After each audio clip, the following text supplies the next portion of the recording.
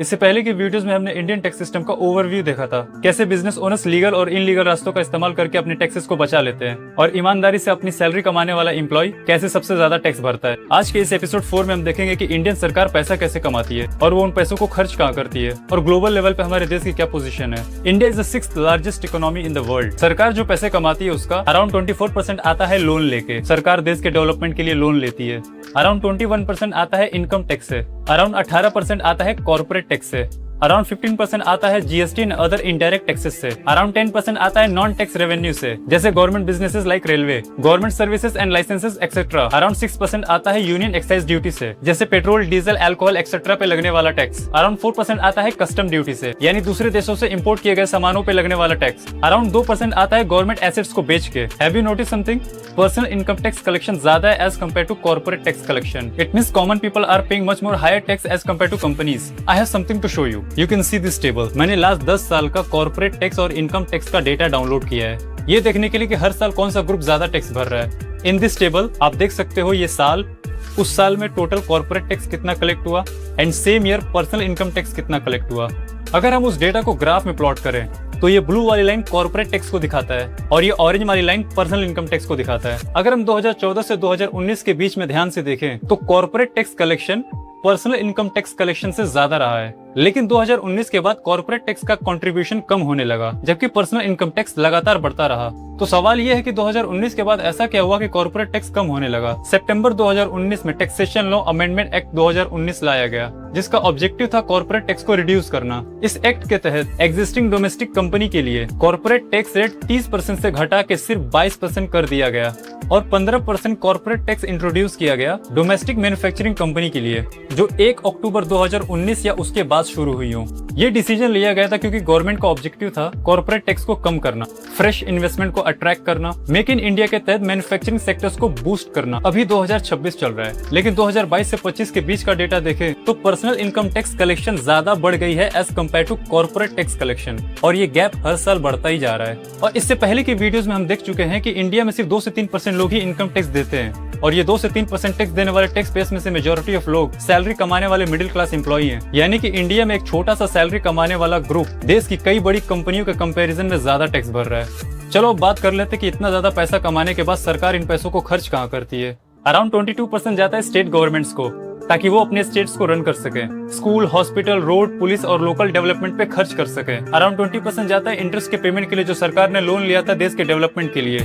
Around 17% जाता है central sectors scheme के लिए, यानी सेंट्रल गवर्नमेंट के द्वारा नेशनल प्रोग्राम पे डायरेक्ट स्पेंडिंग, जैसे हाईवे बनाना, रेलवे बनाना, डिजिटल इंडिया और बड़े इंफ्रास्ट्रक्चर प्रोजेक्ट्स। अराउंड 8% जाता है सेंट्रली स्पॉन्सर्ड स्कीम्स में। ये programme partially state government and partially central government के द्वारा फंड किया जाता है। इनमें PM Awas Yojana, MNREGA, national health mission जैसी चीजें शामिल हैं। अराउंड 11% जाता है डिफेंस में, यानी army, navy, air force, weapon equipment और नेशनल सिक्योरिटी पे खर्च होता है। अराउंड 7% जाता है finance commission and other transfers के लिए। ये extra fund state and institutions को दिया जाता है ताकि रिच और पुअर रीजन्स के बीच डेवलपमेंट का बैलेंस बनाया जा सके। अराउंड 7% जाता है अदर एक्सपेंडिचर में, जैसे general government cost, administration, offices, salaries और अनएक्सपेक्टेड एक्सपेंसेस। अराउंड 6% जाता है सब्सिडीज में, यानी फूड, फ्यूल, फर्टिलाइजर्स और एसेंशियल सर्विसेज पे दी जाने वाली फाइनेंशियल हेल्प या डिस्काउंट, ताकि लोगों के लिए प्राइस अफोर्डेबल रहे। अराउंड 2% जाता है सिविल पेंशन में, यानी रिटायर गवर्नमेंट एम्प्लॉय को पेंशन के रूप में दिए जाने वाला पैसा। Have you notice something? Around 20% यानी 1/5 सिर्फ इंटरेस्ट के पेमेंट के लिए जा रहा है, and this is one of the big problem in this country, क्योंकि जब देश पे कर्जा बढ़ता है तो लोगों के द्वारा टैक्स में दिए जाने वाले पैसे का एक बहुत बड़ा हिस्सा सिर्फ इंटरेस्ट के पेमेंट में चला जाता है। मैंने इस डेटा को डाउनलोड किया है, ये बताता है कि इंडिपेंडेंस से लेकर अभी तक सरकार ने देश के ऊपर कितना कर्जा बढ़ाया है। You can see this table. यहाँ पे आपको साल देखने को मिलेगा और उस दौरान कितना कर्जा लिया गया। If you make a graph based on this data, you can see Indian debt is keep increasing after 1991। But 1991 के दौरान ऐसा क्या हुआ था कि कर्ज बढ़ने लगा। बैलेंस ऑफ पेमेंट क्राइसिस 1991 का balance of payment crisis Bharat के इतिहास की सबसे गंभीर इकोनॉमिक इमरजेंसी में से एक था। इस दौरान भारत का फॉरेन एक्सचेंज रिजर्व घट के सिर्फ $1 बिलियन के अराउंड रह गया था, जो देश के सिर्फ 2 हफ्ते के इंपोर्ट को कवर कर सकता था। आखिर ये क्राइसिस आया क्यों था? Number 1, high physical deficit. उस दौरान गवर्नमेंट का खर्च उसकी कमाई से ज्यादा था। 1980 के दौरान government heavily rely on borrowing to fund their public expenses. Number 2, Gulf War. 1990 से लेकर 1991 के बीच में इराक ने कुवैत पे अटैक कर दिया, जिसकी वजह से ऑयल के प्राइसेस बहुत ज्यादा बढ़ने लगे। Number 3, capital flight. जब लोगों को लगता है कि देश में इकोनॉमिक क्राइसिस आ सकती है, करेंसी की वैल्यू गिर सकती है, पॉलिटिकल इनस्टेबिलिटी बढ़ सकती है, तो इन्वेस्टर्स अपना पैसा देश से निकाल के कहीं और सेफ जगह इन्वेस्ट कर देते हैं। सिचुएशन इतनी ज्यादा खराब हो गई थी कि इंडिया को अपना gold reserve Bank of England के पास गिरवी रखना पड़ा था to raise around $400 million emergency foreign exchange. Financial crisis से निकलने के लिए इंडिया ने IMF, इंटरनेशनल मॉनेटरी फंड और वर्ल्ड बैंक से मदद मांगी थी और लगभग $7 बिलियन का लोन लिया था। लेकिन ये लोन कुछ कंडीशन के साथ दिया गया था कि इंडिया को अपनी इकोनॉमी में कुछ स्ट्रक्चरल रिफॉर्म करने होंगे। जिसके बाद LPG रिफॉर्म आया था 1991 में। लिबरलाइजेशन, प्राइवेट बिजनेसेस पे लगने वाले बहुत सारे सरकारी कंट्रोल और रिस्ट्रिक्शंस को कम या खत्म कर दिया जाए। प्राइवेटाइजेशन, बहुत सारे सरकारी सेक्टर्स को प्राइवेट बिजनेसेस को बेच दिया जाए। ग्लोबलाइजेशन, इंडिया के दरवाजे इंटरनेशनल बिजनेसेस एंड इन्वेस्टमेंट के लिए खोल दिया गया। But here is one thing that is problematic. 1947 से लेकर 2014 तक देश में ज्यादातर समय कांग्रेस की सरकार थी। तब लगभग 67 सालों में भारत का कुल कर्ज 55 लाख करोड़ तक पहुंचा था। लेकिन 2014 में बीजेपी की सरकार आने के बाद 2026 से 27 तक यानी कि लगभग 12 सालों में ये टोटल कर्ज बढ़ अराउंड 214 लाख करोड़ तक पहुंचने का अनुमान है। यानी जिस कर्ज को जमा करने में पिछली सरकार को 67 साल लग गए, उससे कई गुना ज्यादा कर्जा सिर्फ 12 से 13 सालों में इस सरकार ने देश के ऊपर डाल दिया। अगर पिछले 67 सालों में देश का कर्जा 55 लाख करोड़ के अराउंड था, तो फिर पिछले 10-12 सालों में ऐसा क्या होगा कि उस कर्ज में 160 लाख करोड़ से ज्यादा का इजाफा हो गया। और अगर इतना बड़ा कर्ज लिया ही गया तो देश की डेवलपमेंट का क्या हाल है। आप खुद इस ग्राफ में देख सकते हो कि इंडिया का कर्ज हर साल लगातार बढ़ता जा रहा है। और क्या आपको पता है कि इंडिया में पर पर्सन कितना कर्जा है? 2014 में पर पर्सन कर्जा था अराउंड 43,000, जो 2026 में बढ़कर अराउंड 2 लाख पर पर्सन हो गया है। हो सकता है कि आपने खुद कभी कर्जा ना लिया हो, लेकिन देश का बढ़ता हुआ कर्ज आपके सर के ऊपर ही है। चलो अब टैक्स के टॉपिक पे वापस आते हैं। इंडिया में टैक्स काफी भारी भरकम वसूल किया जाता है, डायरेक्ट और इनडायरेक्ट मिला के। और इंडिया को अक्सर दूसरे डेवलप कंट्रीज से कंपेयर किया जाता है, जैसे USA, चाइना, जर्मनी, जापान। चलो देख लेते हैं कि ये कंट्रीज अपने सिटीजन्स के ऊपर कितना खर्चा करती है, उसको कंपेयर करके देख लेते हैं कि अपनी गवर्नमेंट हमारे ऊपर कितना खर्चा करती है। You can C in this table, ये कंट्रीज के नाम है और वो कंट्री हेल्थ केयर पे कितना इन्वेस्टमेंट करती है, एजुकेशन पे कितना इन्वेस्टमेंट करती है और रिसर्च एंड डेवलपमेंट पे कितना इन्वेस्टमेंट करती है। चलो कंपेयर करके देख लेते हैं कि इन 3 चीजों पे इंडियन सरकार कितना खर्चा करती है। हेल्थ केयर पे 2% से भी कम, एजुकेशन पे 3% के अराउंड, रिसर्च एंड डेवलपमेंट तो छोड़ ही दो, 1% से भी कम। हमारी सरकार हेल्थ केयर पे 2% से भी कम का इन्वेस्टमेंट करती है। एंड आई डोंट नो कि करप्शन की वजह से ये 2% भी सही जगह पहुंच पाता है कि नहीं। क्योंकि अगर इंडियन हेल्थ केयर सिस्टम और गवर्नमेंट हॉस्पिटल्स की हालत देखी जाए तो ये देखने को मिलता है, इंडियन गवर्नमेंट हॉस्पिटल में स्टाफ, एसेंशियल इक्विपमेंट्स और बेसिक फैसिलिटीज की काफी कमी है, जिसकी वजह से काफी गवर्नमेंट हॉस्पिटल ज्यादा पेशेंट को हैंडल नहीं कर पाते। 60% से ज्यादा रूरल हॉस्पिटल्स में मेल फीमेल के लिए अलग अलग टॉयलेट नहीं है और इमरजेंसी मेडिसिन और बेसिक मेडिकल सप्लाई की अक्सर कमी रहती है। एक्सरे मशीन, सिटी स्कैनर्स और यहाँ तक कि स्ट्रेचर्स भी मेंटेनेंस की कमी की वजह से खराब या बंद पड़े रहते हैं। ज्यादा पेशेंट लोड की वजह से वेटिंग टाइम बढ़ जाता है और कई बार पेशेंट्स को बेड शेयर करना पड़ता है या फिर पेशेंट्स को फर्श पे सोना पड़ता है। हम अराउंड 3% इन्वेस्ट करते हैं एजुकेशन पे, but you can see the reality of Indian education system and government schools. ज्यादातर इंडियन गवर्नमेंट स्कूल की हालत खंडर जैसी हो गई है, यहाँ तक कि कुछ स्कूल के टीचर्स तक पढ़ लिख नहीं पाते हैं। बहुत ही बेकार क्वालिटी का मिड डे मील खाना दिया जाता है बच्चों को स्कूल में, जिसमें कभी कभी कीड़े निकल जाते हैं। लास्ट 10 ईयर्स में 89 पेपर लीक्स हुए हैं इंडिया में। रिसर्च एंड डेवलपमेंट में हमारा खर्च तो पूछो मत, 1% से भी कम है। And the worst part is हम अपने आप को चाइना और अमेरिका जैसी डेवलप कंट्री से कंपेयर करते हैं, विश्व गुरु बनना चाहते हैं। और हमने अभी देखा और आप खुद भी इंटरनेट पर सर्च कर सकते हैं कि ये कंट्रीज एजुकेशन, हेल्थ केयर और R&D पे कितना इन्वेस्टमेंट करते हैं। And you can compare with India. Budget का बहुत ही छोटा अमाउंट इन सेक्टर्स पे इन्वेस्टमेंट करना एक प्रॉब्लम तो है, बट उससे भी बड़ी प्रॉब्लम ये है कि करप्शन की वजह से ये छोटा अमाउंट भी सही जगह पे ईमानदारी से ना पहुंच पाना। क्योंकि आप government hospitals and government schools की हालत देख सकते हो और ग्लोबल लेवल इन्वेंशन में हमारे देश की तरफ से कोई कंट्रीब्यूशन नहीं है। और बात यहाँ पे सिर्फ हेल्थ केयर, एजुकेशन या रिसर्च एंड डेवलपमेंट की नहीं है। इंडिया की रैंकिंग ग्लोबली मल्टीपल पैरामीटर्स पे काफी खराब है as compare to other develop country. जैसे ग्लोबल हंगर इंडेक्स, ये बताता है कि किसी भी देश में भूख और पोषण की क्या स्थिति है। खराब रैंकिंग का मतलब होता है कि बहुत सारे लोग, खासकर बच्चे, भूख और कुपोषण के शिकार हैं। 123 कंट्री में इंडिया की रैंक आती है 102, जो दिखाता है कि बहुत ही बेकार स्थिति है। चाइल्ड वेस्टिंग 18.7%, इसका मतलब बच्चों की हाइट के हिसाब से उनका वेट बहुत ही कम है। चाइल्ड स्टंटिंग 32.9%, पोषण की कमी की वजह से बच्चों की ग्रोथ रुक गई हो। अंडर नरिशमेंट 12%, अराउंड 72 मिलियन लोगों को पूरा पोषण वाला खाना मिल ही नहीं पाता। Number 2, environmental performance index. ये इंडेक्स बताता है कि किसी भी देश में इन्वायरमेंट एंड नेचुरल रिसोर्सेज को कितने अच्छे से प्रोटेक्ट किया जाता है। इसमें air pollution, clean water, climate change, forest, wild life and population control जैसे फैक्टर्स को इवेलुएट किया जाता है। लो रैंकिंग का मतलब होता है कि देश में इन्वायरमेंट का काफी नुकसान हो रहा है। 180 कंट्रीज में इंडिया की रैंकिंग 176 है, जो कि बहुत ज्यादा खराब है। मतलब इन्वायरमेंट के मामले में देश की सिचुएशन काफी खराब है। इसी वजह से हमारी कई सारी नदियां प्रदूषित हैं और कचरे से भरी हुई हैं। पोल्यूशन का स्तर बहुत ज्यादा है और जंगलों की कटाई हद से ज्यादा हो रही है और हमारा बेकार एयर क्वालिटी हर साल अपना ही रिकॉर्ड तोड़ दे रहा है। ग्लोबल हेल्थ सिक्योरिटी इंडेक्स, ये इंडेक्स बताता है कि देश बीमारियों, महामारियों, पेंडेमिक जैसे कोविड-19 जैसे सिचुएशन से निपटने के लिए कितना तैयार है।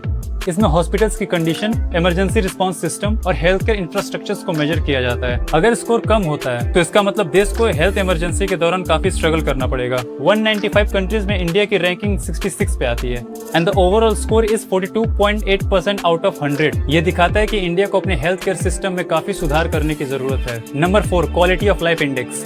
क्वालिटी ऑफ लाइफ इंडेक्स ये दिखाता है कि किसी भी देश में लोगों की रोजमर्रा की जिंदगी कितनी आसान और कंफर्टेबल है। इसमें income, cost of living, health care, safety, pollution, traffic and housing जैसे फैक्टर्स को मेजर किया जाता है। 89 कंट्रीज में इंडिया की रैंकिंग 63 पे आती है। मुंबई, दिल्ली, बेंगलोर जैसे शहरों में लोगों को हैवी ट्रैफिक, पोल्यूशन, महंगा घर और प्राइवेट स्कूल्स और हॉस्पिटल का हाई कॉस्ट का सामना करना पड़ता है। ये फैक्टर्स लोगों की ओवरऑल क्वालिटी ऑफ लाइफ को काफी अफेक्ट करता है। Number 5, human development index. ये इंडेक्स बताता है कि किसी भी देश के लोग कितनी अच्छी जिंदगी जी रहे हैं।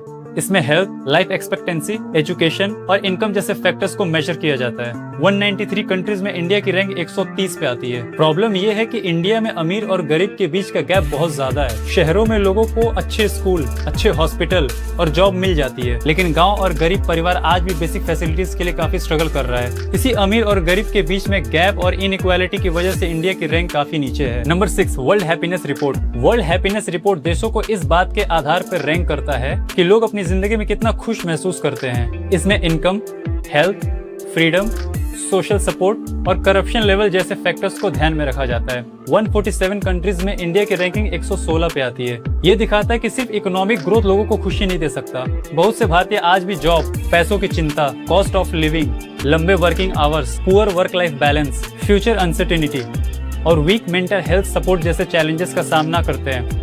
वर्ल्ड प्रेस फ्रीडम इंडेक्स, ये इंडेक्स बताता है कि किसी भी देश में जर्नलिस्ट और मीडिया कितने आजाद और सुरक्षित हैं। ये देखता है कि मीडिया पे सरकार, प्राइवेट सेक्टर्स एंड पॉलिटिशियन का कितना प्रेशर है, न्यूज को कितना मैनिपुलेट करके प्रेजेंट किया जाता है, जर्नलिस्ट को कितनी धमकियां मिलती है, उनको कितना डराया और धमकाया जाता है। 180 कंट्रीज में इंडिया की रैंकिंग 157 है और ये रैंकिंग 2025 के दौरान 151 पे थी, जो 2026 आते आते 157 तक पहुंच गई। ये रैंकिंग दिखाता है कि प्रेस फ्रीडम के मामले में इंडिया बहुत बेकार कंडीशन में है। मतलब मीडिया के द्वारा बहुत सारे फेक न्यूज़ को फैलाया जाता है, काम के सवाल छोड़ के सिर्फ फालतू सवाल पूछती है, इनकी नस नस में पॉलिटिशियंस का डर बैठा हुआ है। Number 8, corruption perception index. ये इंडेक्स बताता है कि लोग सरकार और पब्लिक सेक्टर्स को कितना करप्ट मानते हैं। खराब रैंकिंग मतलब रिश्वतखोरी, पावर का गलत इस्तेमाल और करप्शन का स्तर बहुत ज्यादा है। 182 कंट्रीज में इंडिया की रैंक 91 पे आती है।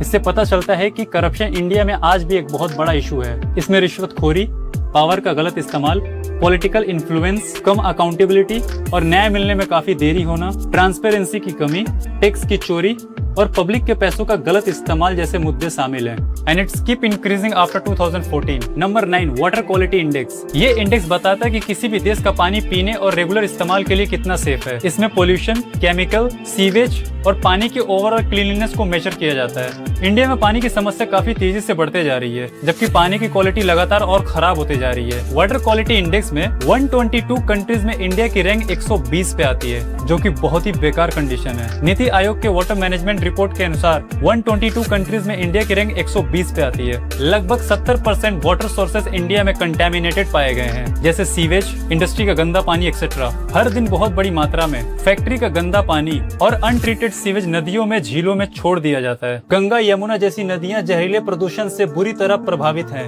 अनट्रीटेड कचरे और सीवेज की वजह से इंडिया के समुद्री तट, खासकर मुंबई के पास अरेबियन सी, काफी प्रदूषित हो चुकी है। गंदा कचरा जमीन के अंदर पहुंच के ग्राउंड वाटर को खराब कर देता है, जिससे आसपास रहने वाले लोगों के सेहत पे काफी गंभीर असर पड़ सकता है। ये दिखाता है कि देश में साफ पानी की अवेलेबिलिटी, वाटर पोल्यूशन कंट्रोल और वाटर मैनेजमेंट की फील्ड में भी काफी सुधार की जरूरत है। इतना ज्यादा टैक्स देने के बावजूद भी ये हालत है हमारी ग्लोबल लेवल पे। Do you know Ganga comes under top 5 polluted river in the world? According to one research study done by the Ocean Cleanup, the Ganga River is second largest contributor of plastic emission into the ocean globally. मतलब हर साल इसके through लाखों metric ton plastic waste समुद्र में पहुंचता है। ये दिखाता है कि प्लास्टिक वेस्ट मैनेजमेंट और रिवर पोल्यूशन आज भी देश के लिए एक बहुत बड़ी समस्या है। 2014 में नमामि गंगे प्रोजेक्ट को लॉन्च किया गया था। ये प्रोजेक्ट गंगा की सफाई और उसके पुनर्जीवन के लिए शुरू किया गया था, जिस प्रोजेक्ट का कॉस्ट 42,500 करोड़ था और ये टैक्स पेयर का पैसा था। इस प्रोजेक्ट को 2 फेज में इम्प्लीमेंट किया जाने वाला था। फेज 1 20,000 करोड़ 2014 से लेकर 2021 के बीच में। फेज 2 22,500 करोड़ 2021 से लेकर 2026 के बीच में। अभी रिसेंटली ब्रिटिश बायोलॉजिस्ट जेरेमी वेड ने गंगा के पानी को टेस्ट किया। टेस्ट में जो साफ पानी था वो डार्क पिंक हो गया, लेकिन गंगा का जो पानी था वो लाइट ब्राउन हो गया। इससे पता चलता है कि गंगा के पानी में फीकल कोलिफॉर्म बैक्टीरिया मौजूद है, जो आमतौर पे ह्यूमन वेस्ट एंड सीवेज से आता है। यानी कि गंगा की पानी में ह्यूमन वेस्ट मतलब हगना मूतना और सीवेज जैसे टॉयलेट, होटल और फैक्ट्री से निकलने वाला गंदा पानी और कचरा ये पॉल्यूशन से काफी ज्यादा प्रभावित है। टैक्स पेयर का इतना पैसा फूंक देने के बाद आज गंगा की क्या हालत है, you can search on internet. चलो अब थोड़ी बात कर लेते हैं एयर क्वालिटी पे। इंडिया आया हुआ tech millionaire Bryan Johnson Nikhil Kamath के साथ पॉडकास्ट बीच में ही छोड़ के चला जाता है, क्योंकि जिस रूम में वो लोग पॉडकास्ट कर रहे थे उस रूम का AQI 130 था, जो कि अनहेल्दी माना जाता है। ब्रायन जॉनसन ने एक्सप्लेन किया था कि जिस रूम में वो लोग पॉडकास्ट कर रहे थे वहाँ पे बाहर की हवा अंदर आ रही थी, जिसकी वजह से उनका एयर प्योरीफायर यूजलेस हो गया था। बाद में ब्रायन जॉनसन ने कहा कि इंडिया में एयर पोल्यूशन इतना कॉमन हो चुका है कि लोग इस बात पे ध्यान भी नहीं देते हैं। उसने कहा कि इंडिया की एयर क्वालिटी इतनी खराब है कि इसे एक नेशनल हेल्थ इमरजेंसी डिक्लेयर कर देना चाहिए। इंडिया में अपने शॉर्ट ट्रिप के दौरान इस बंदे को skin rashes, burning eyes, throat irritation जैसे प्रॉब्लम का सामना करना पड़ा। अगर एयर क्वालिटी इंडेक्स 100 के ऊपर जाता है तो इसको अनहेल्दी माना जाता है। क्या आपको पता है कि दिल्ली का एवरेज AQI क्या होता है? 150 से 250 के अराउंड। लेकिन पूरे साल भर में अगर सीजनल इसको देखा जाए तो दिल्ली की एयर क्वालिटी में हर सीजन में कुछ न कुछ बदलाव देखने को मिलता है। मानसून में एवरेज AQI रहता है 70 से 100 के बीच, जो कि ठीक ठाक माना जाता है। समर के दौरान एवरेज AQI 110 से 170 के अराउंड रहता है, जो कि बेकार माना जाता है। लेकिन असली गंदगी तो ठंड में आती है, जब एवरेज AQI 300 से ज्यादा पार हो जाता है। ये हवा हेल्थ के लिए हद से ज्यादा नुकसानदेह हो जाती है।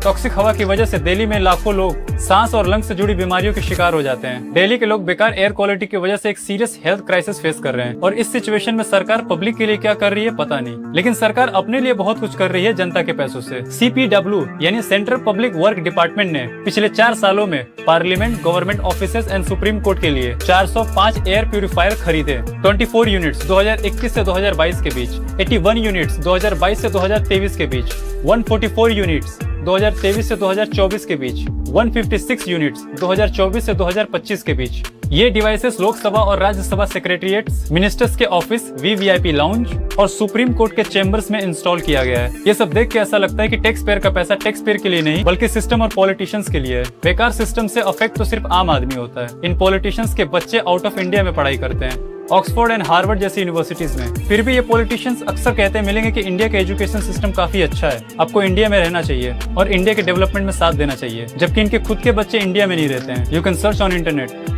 ये सोचने वाली बात है कि हम कितना ज्यादा टैक्स भरते हैं, डायरेक्ट टैक्स और इनडायरेक्ट टैक्स मिला के। कई जगह पे सरकारी दफ्तरों में अपना काम करवाने के लिए मजबूरी में हमें रिश्वत भी देनी पड़ जाती है। महंगाई हर साल आसमान छू रही है, लोगों की जॉब जा रही है और इसके साथ साथ देश के बढ़ते कर्ज का भार भी एक आम आदमी के कंधे पे ही आ रहा है। इतना सब कुछ झेलने के बाद आखिर एक आम आदमी को मिल क्या रहा है? क्या हमको अच्छा हेल्थ केयर सिस्टम मिल रहा है? वर्ल्ड क्लास हेल्थ केयर तो छोड़ी, तो हमको एवरेज हेल्थ केयर भी नहीं मिल रही है। क्या हमको अच्छे हॉस्पिटल, अच्छे स्कूल्स मिल रहे हैं? सरकार तो हमसे टैक्स लगभग उतना ही लेती है जितना अदर डेवलप कंट्रीज में लिया जा रहा है। बट अगर सर्विसेज को कंपेयर किया जाए, क्या हमें साफ हवा और साफ पानी मिल रहा है? क्या हमें करप्शन से मुक्त सिस्टम मिला? ओवरऑल क्वालिटी ऑफ लाइफ हमारी बेकार पड़ी हुई है। आज इंडिया की ये स्थिति को देख के ये सवाल पूछना काफी जरूरी हो जाता है कि इतना ज्यादा टैक्स देने के बाद हमें क्यों नहीं सर्विसेज मिल रही हैं। इस बारे में हर एक देश के नागरिक को सोचना चाहिए और सवाल उठाना चाहिए। अगर इस वीडियो से आपको कुछ न कुछ सीखने को मिला है तो सब्सक्राइब करो, क्योंकि एपिसोड 5 में हम इंडिया की वेल्थ इनइक्वालिटी के बारे में देखेंगे कि कैसे टॉप 1% 40% वेल्थ को कंट्रोल करते हैं और कैसे बॉटम 50% के पास सिर्फ 3 से 6% का वेल्थ है, और क्यों ये गैप बढ़ता जा रहा है, और क्यों हर साल हजारों किसान सुसाइड कर लेते हैं जबकि इंडिया में एग्रीकल्चरल इनकम पे आपको कोई टैक्स नहीं देना।